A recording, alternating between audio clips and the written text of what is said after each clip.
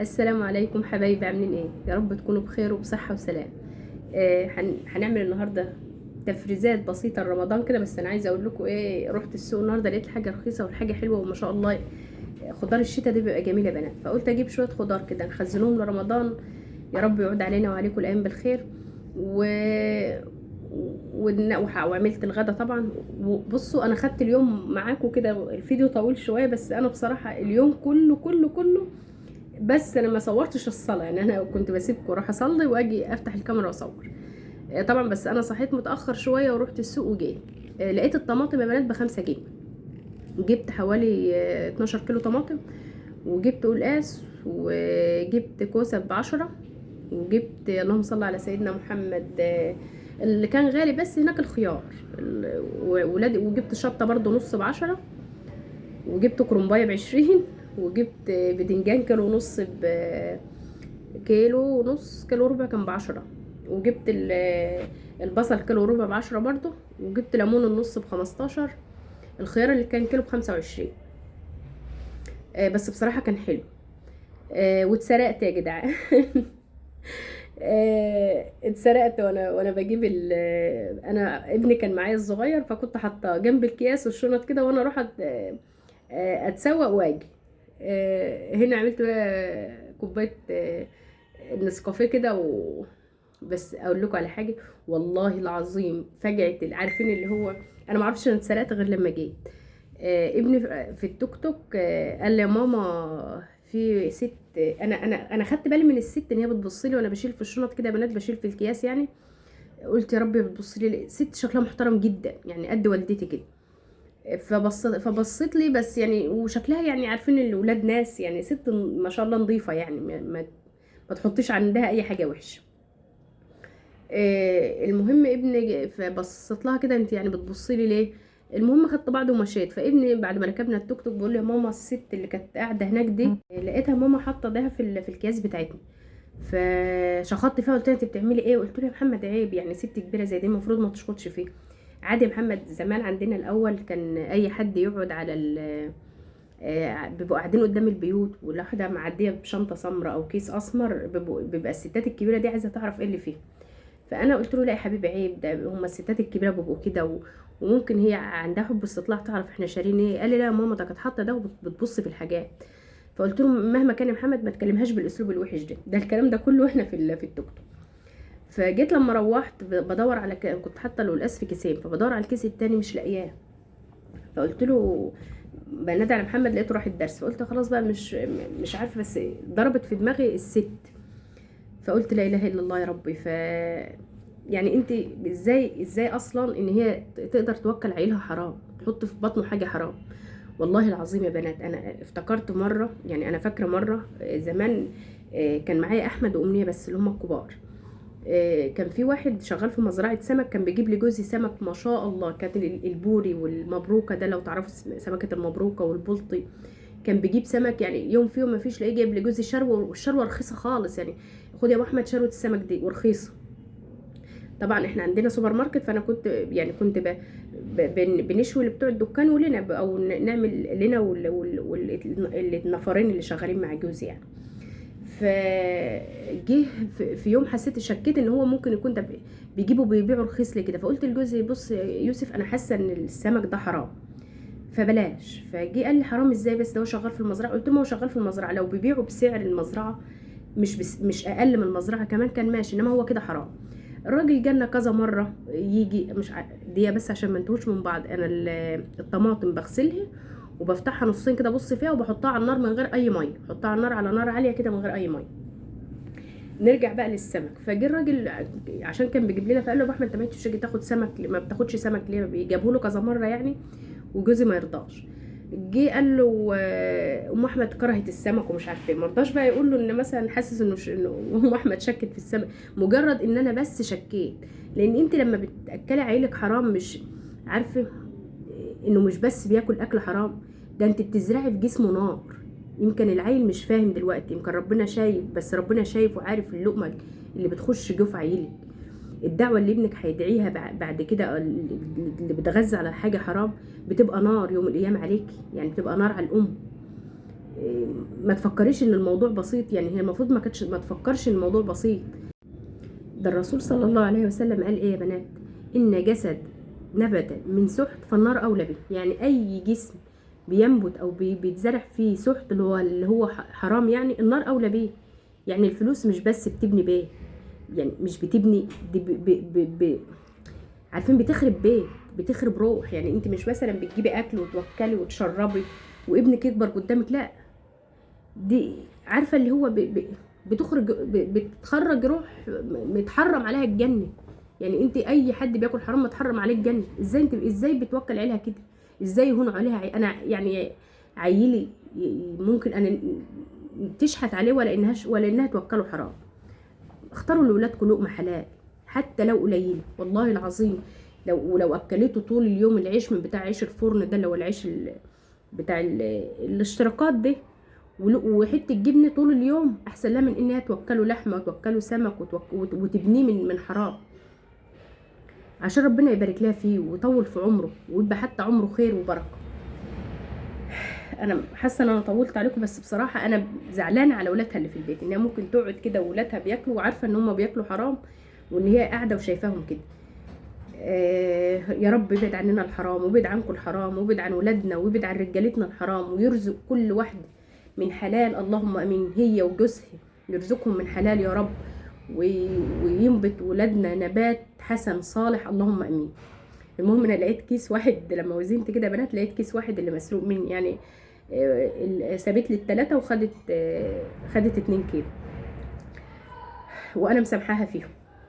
مش هنطالبها يوم القيامه، انا مسامحاها عشان خاطر ولادها، وربنا يا رب يهديها ويصلح حالها. قولوا امين، اللهم امين.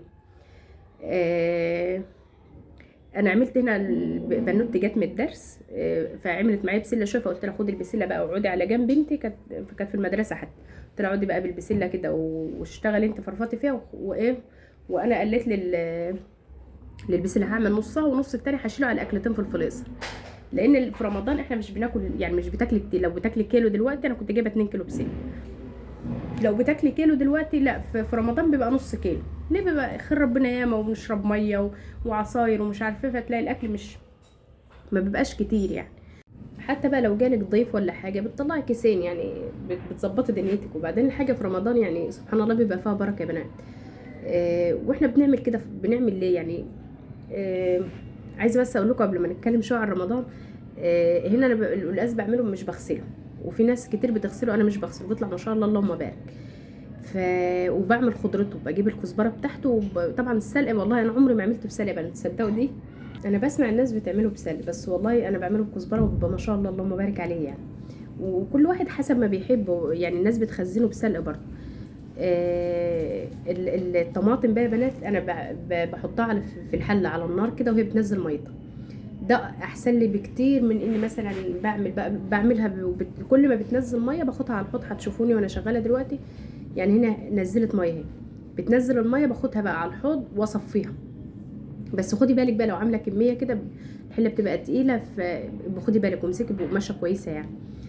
هنا برضو انا الايه البسله بعملها، بحمر البصله بس مش بحمرها جامد، وبحط عليها الطماطم وفلفل اسود وكزبره وملح بس. واول ما خلاص بتغلي يا دوب غلوه واحده، بنزل باللحمه بقى واسيبها تستوي، بتسبك نفسها وبتستوي في اللحمه كده مع نفسها. بصوا الميه اللي بتنزل من الطماطم يا بنات، ده اسهل طريقه واحسن طريقه بصراحه عملتها في تخزين الطماطم. بعد البسله بقى ما بتاخد اللحمه بتطيب نص طياب كده، بحط عليها البسله، وبعدين بحط نص معلقه كبيره سكر. جربي بقى، حطي نص معلقه كبيره سكر كده، ما شاء الله بتخلي البسله والله بالف هنا يا رب على قلوب ولادي وجوزي، كانت زي العسل. لا اله الا الله. هنا بقى بكمل القلقاس، وبقول لكم القلقاس انا بعمله مش بغسله، وبعبيه في اكياس وعلى طول كده وبحطه. حكايه الاكل في رمضان يا بنات، احنا مش بنعمل الاكل في رمضان انه مثلا مفيش ان احنا بندور بس على الاكل او كده، لا والله، بس بيوفر معانا كتير، بيوفر معاكي كتير، بيديكي وقت ان انت للعباده، مثلا للصلاه، للقيام، بتلاقي فيه وقت ان انت تعملي. يعني مثلا انت بتصحي متاخر، كلنا في رمضان ما في بلا استثناء كله بيصحى متاخر، لان بتبقي سهرانه مثلا في التراويح والقيام ومش عارفه ايه، وذكر والقران ومش عارف بتصلي الفجر وتنام. بتصحي مثلا على الساعه 10 11، يا دوب هتصحي مثلا تصلي الظهر، تقري لك شويه في المصحف، تخش بقى اذان العصر على الاكل. يعني انا بخش اعمل اكلي اذان العصر بعد المغرب مثلا، لو وبجهز بقى وانا بعمل في الاكل كده. لو هعمل كنافه بجهزها، لو بجهزها وطيبها بعد اذان المغرب. بتعملي بقى حلويات كاستر مش عارفه اي حاجه بتعمليها بتجهزيها من اذان العصر لاذان المغرب، فبيوفر عليكي وقت. وسبحان الله بتبقى بركه في البيت، يعني بتبقى موجود بركه في البيت. حاجه ان مش لازما السمك واللحمه عامه يعني، بس احنا بنتكلموا مثلا على الخضار. آه، الطماطم بتبقى برضو غاليه في رمضان. وبدل ما تخش بقى لسه هتشوفي ما عنديش طماطم، لا ننزل نجيب طماطم، بيتوفر معاكي والله حاجات ياما. انت حتى بتلاقي الحاجات اللي بتشتريها في رمضان مش كتير. آه، ورمضان ده شهر، عارفين رمضان دي ريحة رمضان عارفين لما بنتكلم عن رمضان كده بحس ان انا قلبي اتشال من مكان، اللي هو ريحة السحور. وعارفة احنا ما بنتلم، احنا بيتنا هوت، مع ان انا بنوت يعني بنتي في الكلية معروفة وابني بيحضر معانا طقة واتنين، لا واللي بيجي من الدروس بياكل، اللي بيجي مش يعني احنا كان ما بنتجمعش على لقمة غير يوم الاثنين والخميس عشان جوزي بيبقى صايم فيهم. عارفين بحس برمضان في يوم الاثنين والخميس دول، انا بحس ان في رمضان. اي نعم هو بيجي بعد الفطار يعني يا حبيبي، يعني ربنا يصلح حاله ويقويه يا رب علينا. بيجي عليه المغرب وهو لسه ما جاش، بيبقى في شغله لسه. ممكن يجي بعد المغرب بساعه بنص ساعه. يعني انا اليوم ده وانا بصور ده كان يوم فطار، كان يوم اتنين باين، كنت مصوراه يوم الاثنين. والله العظيم يا بنات لما بنتلموا كده على الطبليه وبتاكلي بتحسي بروايح رمضان يعني. شوفي ربنا بيديكي شهر بقى، والسحور تصحي ولادك كده يتسحروا، بيبقى عيل مغمض عينه وعيل. والله انا ولادي يعني عندنا ابن الصغير ده باكله كده وهو نايم مغمض عينيه. بس بيبقى احساس حلو، احساس انك تصحي العيل ما ياكلوا، بعد ما ياكلوا لا اصحوا واغسلوا وشكوا وظبطوا حالكم عشان تنزل تصلي الفجر. والشاي بعد الفطار كده واحنا قاعدين وملمومين ونضحك ونتسهر ونضحك ونسهر يعني حوالين الطبليه. وهات كوبايه عصير يا مش عارف يا فلان، لا اشيل لا. عارفين ريحه رمضان؟ ولا دعوتنا كده، دعوه الام لاولادها كده قبل الفطار، لما بتدعي انت او باباه، يعني بتدعي لاولادك كده وبتدعي باللي نفسك فيه قبل تدعي باللي نفسك فيه كده قبل الفطار، بتحس براحه. عارفين الراحه يا بنات؟ الشهر ده شهر الراحه، والله العظيم شهر الراحه فعلا. الشهر اللي يحس بيه، عارفه انت بتعملي ذنوب طول السنه، ربنا بيديكي شهر الشهر ده امحي بشيلي بقى الذنوب يعني. الشهر ده يا عالم هيجي علينا ولا مش هيجي. الله اكبر الله اكبر، اشهد ان لا اله الا الله واشهد ان رسول الله. اله الا الله. رجعت لكم بعد الاذان يا بنات. فاللي انا عايزه اوصله لكم، اللي احنا بنعمل، اللي جه عليه رمضان السنه يا عالم هيجي عليك السنه الجايه ولا لا. يعني انت رمضان ده بيجيلك فرصه، يعني فرصه استغليها السنه يا عالم السنه الجايه هيجي يلاقي مين. يعني في ناس كانت معانا السنه اللي فاتت ما هيش معانا السنه وراح عليها رمضان خلاص. يعني رمضان ده فرصه للناس انها ترجع لربنا، فرصه للناس ان هي تكفر عن سيئاتها، فرصه للناس اللي هي تقرب لربنا اكتر. اللي بحس بحلاوة رمضان ولذة رمضان يا بنات، بيبقى عارفين زي ما يكون حبيب وهيمشي او حد غالي عليكي وهيسافر وهيجي بعد سنة. انا في سنة بنات ما نزلتش تراويح وما نزلتش قيام، ان الجامع جنبنا. كانت سنة ابني ما كان في الثانوية، ما كنتش بنزل عشان ببقى معاه، اديله حاجة ناوله حاجة يشرب، مش يعني كنت كان في البيت. تصدقوا بالله انا ما بقيت حاسه رمضان ده عدى عليا اللي هو ما حسيتش بلذة رمضان. وبرضه في سنه قضيتها في البلد عند حماي، برضه ما حسيتش. تحس ان انت رمضان اللي عشته، يعني السنه اللي عشتها في البلد، ان احنا عايشين رمضان ده ناكله طول النهار، نجري ونعملوا اكل وشرب وعصاير وخلاص هو ده رمضان. وتصلي يا دوب الفرض ويا دوب التراويح بس، لا رمضان حاجات تانية كتير. رمضان ده شهر المغفرة، شهر العبادة، شهر التقرب لربنا، شهر شهر يا رب يا رب بلغنا رمضان يا رب، يا رب تبلغنا رمضان على خير يا رب. فاستغلوا الشهر ده يا بنات، الشهر ده والله العظيم اللي يعرف حلاوته ويحس بحلاوة الشهر ده، مش لأكل ولا شرب، احنا بس بنخزن أكل أو بنعمل أكل لرمضان، مش عشان والله عشان بس إن احنا يبقى في وقت إنك تعبد للعبادة وللقيام وللقرآن والأكل اللي تعمليه.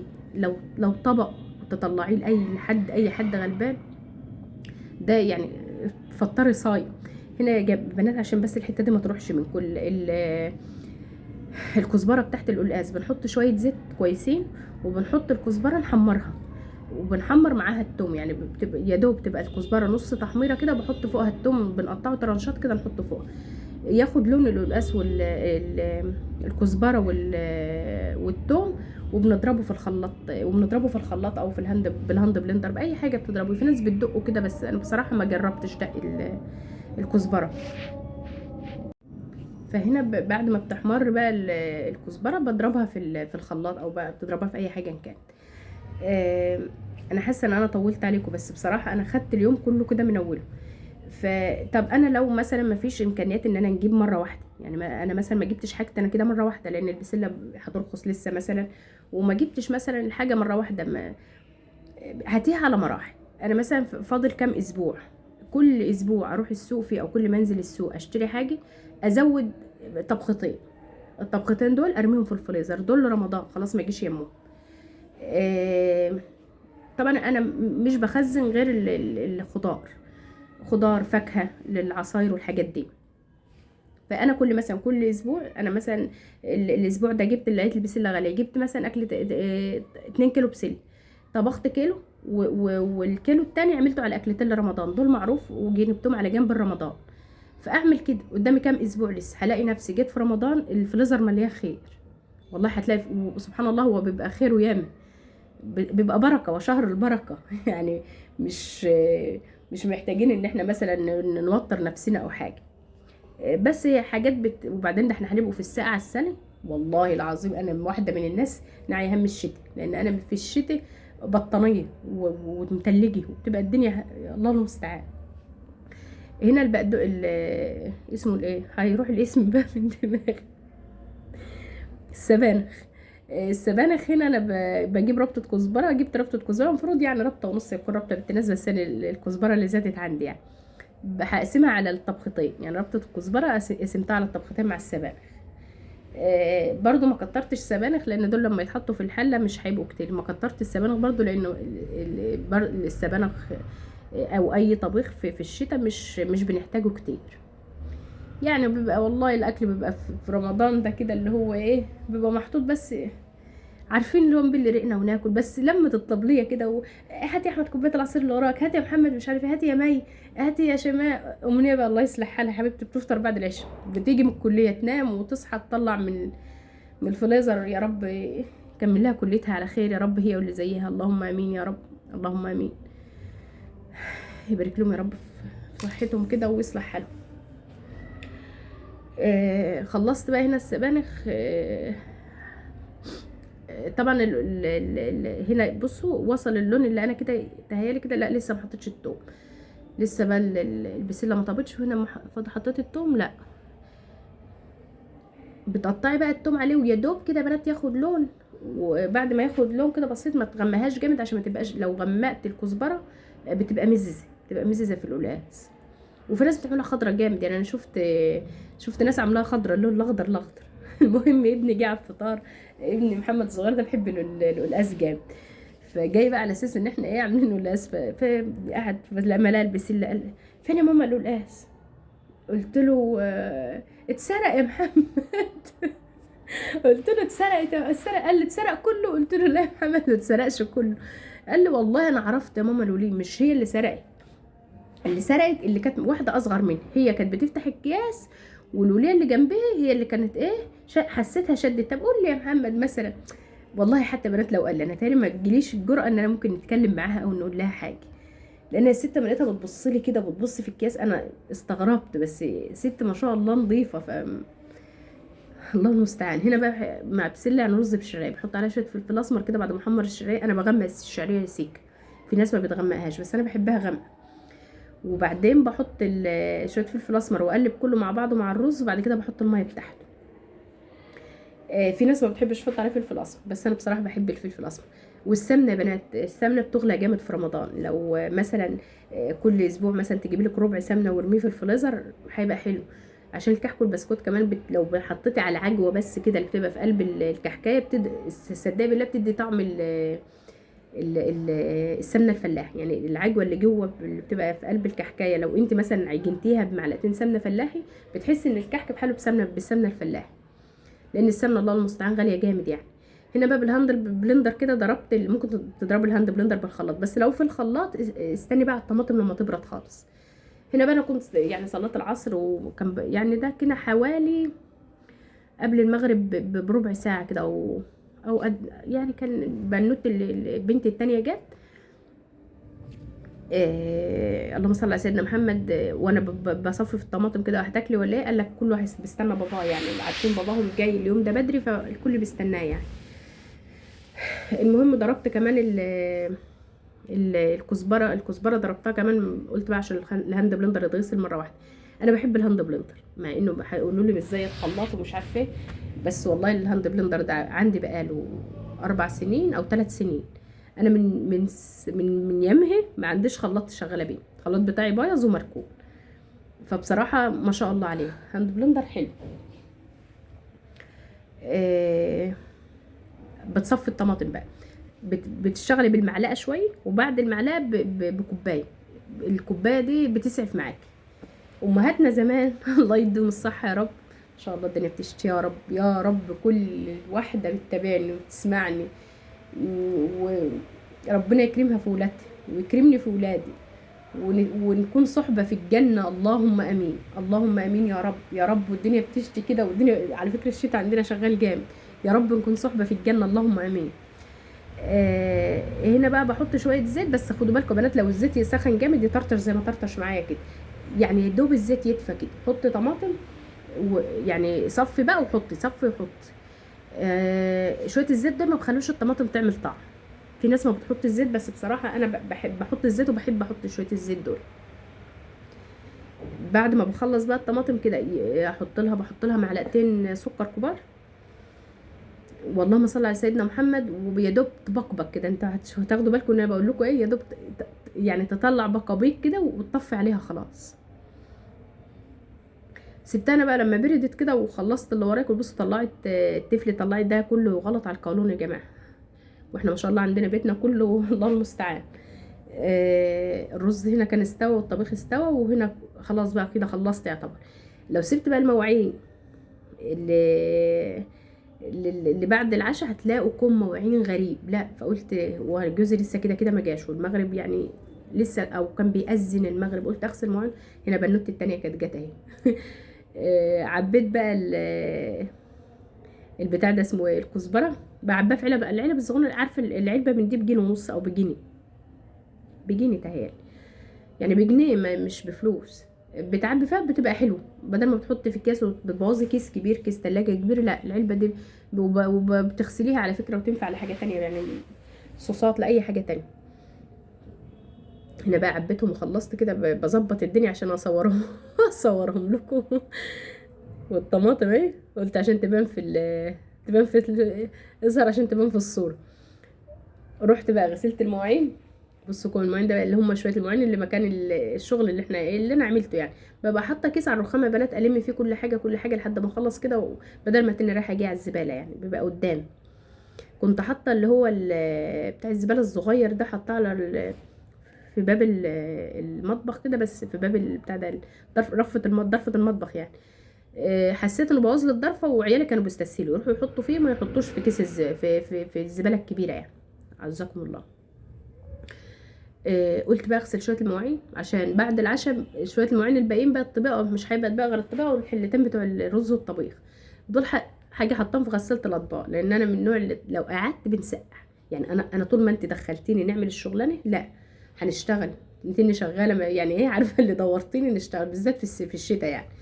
قعدتيني وخلاص يعني. احنا بعد ما فطرنا والله يا بنات فطرنا، جوزي اللي كان صايم، بس يعني بعد ما فطر واحنا اتعشينا معاه، آه، البنات الله يكرمهم شالوا الاكل حطوه لي في المطبخ، وواحده شالت الاكل والتانية عملت الشاي. جابوا لنا الشاي انا وجوزي واحنا قاعدين، شربنا الشاي واتغطينا مكاننا على الكنب. تنينا قاعدين على الكنب لحد، لو اقول لكم لحد بعد العشاء. العشاء اذنت يعني كده، يا دوب العشاء اذنت، جوزي قام يصلي وانا قلت اخش المطبخ بقى ايه، اشطب المطبخ اخلص. دخلت لقيتهم سقعانين وجوزي صايم طول النهار. لا جت البنات جولي اللي هو عايزين بقى ايه ياخدوا قسط راحه من المذاكره، اللي هو كله بذاكر ياخدوا قسط مع باباهم شويه. عملنا بقى، هوريكم بقى دلوقتي عملنا ايه عشان عملنا سحلب، وعملنا ايه تاني يا امان، وعملنا فشار، وكان جوزي جايب لب، وقعدنا سمعنا. مش عارفه كان ماتش مين اللي شغال يا بنات، استنى. انا عامه ماليش في الكوره، بس انا فاكره انه كان ماتش حاجه، كان ماتش المغرب والسعوديه. المغرب والسعوديه كان ماتش والله ما عرفت مين اللي فاز، بس مبروك للي فاز فيهم، والاتنين عرب حبايبني. انا كنت قاعده بشجع الاتنين، بس ما خدتش بالي ولا اتصل الماتش يعني. انا كنت عرفت ان هو جوزي كان بيسمع هو واولادي يعني، اللي هو ملمومين على اي حاجه ان شاء الله يا ستي، ملمومين على مسلسل من سنه بتاع دي. بس هما اللمه دي بتبقى حلوه، اللي عارفين لمه الشتاء، ما تبقوا قاعدين عندنا الكنبه اللي في الصاله بنفتحها سرير، ففتحنا الكنبه السرير وقعدنا بقى عارفين اللي هو استقنيصنا، تننا قاعدين بس نعي هم اننا نقوم بعد بعد كده هنعبي. لسه عارفين اللي قاعده نعي هم هتعبي الطماطم، لان انا ما بحبش اسيبها تبات مثلا. هعبي الطماطم بس، وبقيه الطبيعه بقيه الكوبايات ديت هحطهم في الغساله، لان انا ما رضيتش اشغل الغساله يعني، حطيت فيها مواعين العشاء وما رضيتش اشغلها غير لما اخلص يعني. انا الغساله، وانا قلت لكم قلت في فيديو قبل كده ان انا ما بشغلش الغساله غير وانا رايحه انام. ليه؟ تبقى خلصت بقى كده كل حد طبق حاجه مش عارفه ايه تحط فيها، شغلها مره واحده بقى. هنا بقى كده انا خلاص شطبت مطبخي قبل العشاء، يعني اعمل السلطه بقى كده وخلاص، يعني المطبخ متشطب مفيش مواعين غير اللي احنا هناكله فيه، او طبقه غير اللي احنا هناكله فيه. قلت اعمل طبق سلطه بقى مع الاكل، لان السلطه بصراحه ادمان انا وجوزي. الولاد بياكلوا منها بس مش كتير يعني. لا اله الا انت سبحانك اني كنت منظمه. حاسه انا طولت عليكم، فيديو طويل بس والله يا بنات انا قلت اعمل اليوم كله معاكم يعني.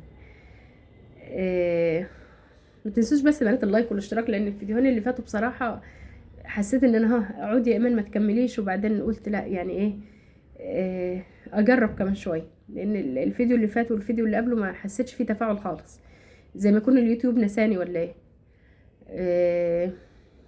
بس لعله خير ان شاء الله، باذن الله خير يعني. انا حسيت ان الفيديو بتاع اللي هو بتاع المعرض اللي روحته، والفيديو اللي قبله، الفيديو اللي قبله الاتنين ما حسيتش ان في تفاعل اصلا. حسيت ان انتوا رحتوا وفي واحده بصراحه اسمها زيزي الست دي كتبت لي تعليقين انا حبيتها في اول ما نزلت الفيديوهات الاولانيه. ويا رب تكون بخير، لان انا مش عارفه هي فين، ما علقتليش بقالها كام فيديو. انا قلقانه عليها بصراحه. حسيتها ست طيوبه زيي وزيكم، اللي هي عارفين اللي هي على فطرتها وعلى طبيعتها. بس يا رب تكون بخير وتكون سمعاني. لو سمعاني بقى اطمني عليها. واي حد بيكتب تعليق يا بنات على راسي، اقسم بالله بنحس، عارفين ساعات بنحس انه في قلبي كده من جوه. اي واحده بتقول لي اي كلمه بحس ان هي عارفين، والله العظيم انا حاسه ان انا اعرفكم اصلا يعني. انا العشره مش طويله، بس يا رب يجمعني بيكم في الجنه، وتكون ساعه استجابه اللهم امين. نتعرف على بعض كده اللهم امين في الجنه. هنا بقى حطيت السلطه وحطيت الرز. بناتي كانوا غيروا هدومهم وهم يعني بقيت نغرف، وهم بيحولوا الاكل. كان باباهم جه يعني، كان جه بعد المغرب بساعه كده، حاجه زي كده. لا اله الا انت سبحانك اني كنت من الظالمين. نسيت اغرف على فكره. انا غرفت هنا ونسيت اغرف طبق طبيخ ليا، بعد ما قعدت على الطبليه قمت غرفت طبق طبيخ. مش عارفه اللي كان نساني. هنا بقى المطبخ بعد العشاء يعني بعد ما جوزي ما قام يصلي العشاء، قلت قومي بقى عشان انت لو قعدتي وكسلتي. والله انا قمت مرتين يعتبر يعني. انا قمت مره عبيت المواعين في الغساله، فضيتهم وعبيتهم في الغساله. والاكل اللي زايد يعني زاد شويه السلطه دول حطيتهم في التلاجة، وزاد طبق رز واقل من طبق طبيخ، يجي نص طبسة طبيخ كده. عبيتهم، قلت برضه ابني يجي من بكره يكون ما لحقتش نعمل اكل، مثلا راح المدرسه وراح درس وجاي جعان، بتحطهم لي ياكلوا يعني، مش بترموا. انت ممكن تبقى جعانه تاكليهم يعني. وحبيبه قلبي دي اللي مريحاني اللي مريحاني في الشتاء بالذات. عبيت بقى المواعين فيها وما شغلتهاش غير لما خلصت خالص. خلصت بقى بعد ما سهرنا بقى، خدنا سهرتنا وكده، وجيت عبيت الايه الطماطم وحطيت فيها بقيه المواعين وشغلتها ودخلت نمت. ما بطلعش منها المواعين غير الصبح بصراحه، يعني ما اصحى الصبح بقى. بس عارفين يا بنات لما يبقى مطبخك رايق، بتصحي الصبح بتبقي انت رايقه، اللي هو مش بنصحى الصبح مش عارفه نبدا منين، والمطبخ مكركب والشقه مكركبه وبطاطين الشتا دي يا دهي على بطاطين الشتا، بتحسي ان انت هين عليك تولعي في السراير. انما الصيف ده يعدل في ثانيه، انما الشتا بس الله المستعان. المهم هنا بقى حطيت شويه زيت عشان اعمل الفشار. هتقولوا لي في ناس بتقول لك زيت شويه، لا انا بحط زيت ياما الفشار، بحب احط له زيت ياما. واللهم صل على سيدنا محمد. وفي فشار على فكره في ذره بيبقى مند ما بيبقاش حلو. وعملت بقى سحلب هنا، عملت هنا بنات سحلب لهم، وعملت لنفسي كوبايه شاي يعني. صبيت السحلب وعملت لنفسي كوبايه شاي، لان انا لب وفشار يبقى انا عايزه شاي. السحلب ده ما ايش، السحلب ده اشربه لوحده على مزاج كده مع نفسي لوحده. اللهم صل على سيدنا محمد. ايه تاني؟ حاسه ان اليوم طول معاكم، بس والله انا قلت يعني ايه، عارفين نقضي يوم مع بعض يعني. اليوم اللي هو بيبقى مثلا، طبعا ما ننساش واحنا شغالين في يوم زي ده الاستغفار ولا حول ولا قوه الا بالله. واي ذكر انت بتحبيه، اي ذكر تحس انه بريح قلبك، خليك ما تفكريش في هم الدنيا، في مشاكل الولاد، في حد مزعلك، في يعني. انا كل شويه انا والله عارفين يا بنات، والله الحمد لله يعني، كل تقطيع تقول الاسايه كده وانا بخرطها كده، وانا بقول استغفر الله استغفر الله استغفر الله. تخيلي كده وانت استغفر الله استغفر الله وبعد ما خلصت كده قلت ما شاء الله، يعني انا استغفرت ربنا شويه دولت. كل ما مثلا الاقي دماغي ساحت كده في الوليه اللي سرقتني، ان انا زعلانه عشان هي، لا ارجع تاني استغفر الله، اللهم صل على سيدنا محمد، اللهم صل على سيدنا محمد. بيحسسك ان اليوم بيعدي ما شاء الله، اللي هو مش بخليك ما تفكريش في الهم، ما تقعديش تفكري في نكد وهم وحاجه مزعلاكي وحد مزعلك، حد جه عليكي. لا بيخليك اللي هو ايه، طالعه من الدنيا، اللي هو شغلانتك بتخلص وانت هنا. كنا بنسمعوا الماتش اهو الماتش ده كان يا بنات والله ما انا قلت لكم ان المغرب والسعوديه، صح؟ صح، المغرب والسعوديه. بيخليكي ما تفكريش بقى في المشاكل في الدنيا. عارفين انا في ناس انا من نوع بنات لو في حد زعلني بنزعل جامد، ولو زعلت او حد اتكلم عليا او حد قال عليا حاجه وحشه او كده، يا نحلم يا بنحلم بيه حلم يا بنحس. والحلم بتاعي، انا جوزي بيقول لي انا عمري ما حلمت حلم وما حصلش. سبحان الله يا رب. هنا بقى احنا كنا خلصنا سهرتنا، وجيت قبل ما ده كده اللي هو عارفين اللي قبل ما تنامي قبل ما انام ب10 دقايق. طبعا خلصت بقى كده ودخلت خدت لي دش، واللي هو على السرير. اين السرير اين السرير يا جدعان؟ خليت بنوتي بقى، ندهت عليها، خدت دول وديتهم الفريزر في الاوضه التانية. انا الفريزر في اوضه الولاد الصبيان. وهنا بقى كنت خلصت بقى، حطيت بص والله العظيم بتاع دي جميله بتوفر عليكي يعني. كنت الحله دي بقى اسيبك ليه يعني، اسيبك تقعدي لي للصبح، الطماطم لازقه فيكي، كانت هتلزق فيها الطماطم من هنا للصبح. قلت لها لا تعالى اغسلك انت رخره بالمره يعني. اللهم صل على سيدنا محمد. بقول لكم الطماطم دي يا بنات والله بتوفر. ويا سلام لو عامله محشي بقى، يا سلام عليها في المحشي. ما وريتلكمش الكرنبيت على فكره، بس هنعملها معاكم ان شاء الله الاسبوع الجاي باذن الله. بتخليك تطلعي يا دوب. انا بعمل الكزبره بتاعت المحشي كمان يعني. بتطلعي كزبرتك وبتطلعي الطماطم وتطلعي المحشي مع الكرنب معمول، بتلفيه بس كده بشويه الرز. هنا بقى بقول لكم اقدر اقول لكم تصبحوا على خير، هتوحشوني الفيديو الجاي، مع السلامه.